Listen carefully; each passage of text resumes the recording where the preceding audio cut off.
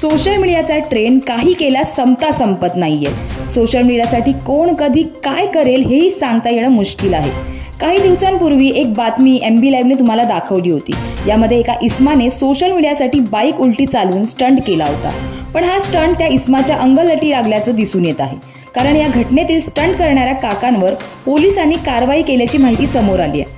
Mira road पूर्व नयानगर परिसरात back रोडवर हेल्मेट परिधान न करता स्कूटीच्या हँडलवर उलटा बसून स्कूटी हलगर्जीपणे व निष्काळजीपणे धोकादायकरित्या चालवत स्टंट करत असतानाचा व्हिडिओ सोशल मीडियावर व्हायरल झाला होता।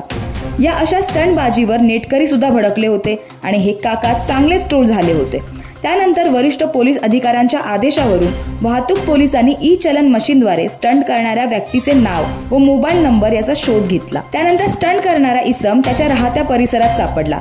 स्टंट करणाऱ्या या काकांचे नाव इब्राहिम नसीम शेख असे आहे। या घटनेबाबत विचारपूस केली असता त्याने स्वतःची चूक कबूल केली। हा स्टंट करणं त्याला चांगलंच महागात पडलं असून इब्राहिम शेखवर गुन्हा दाखल करून कलम 281, 129 आणि 184 नुसार कारवाई करण्यात आली आहे। तसेच या अशा घटनांमुळे पोलिसांनी रस्त्याचे नियम तोडणाऱ्यांवर कडक कारवाई करणार असल्याचंही सांगितलं आहे। त्याचसोबत असे धोकादायक स्टंट करणाऱ्यांवर पोलीस तातडीने कारवाई करणार असून पोलिसांनी वाहतुकीचे नियम पाळण्यासाठी लोकांना आव्हान देखील केलं आहे। पोलिसांनी घेतलेल्या ॲक्शनवर तुम्हाला काय वाटतं ते आम्हाला कमेंट करून नक्की कळवा आणि अशाच बातम्यांसाठी पाहत राहा MB लाईव्ह मराठी।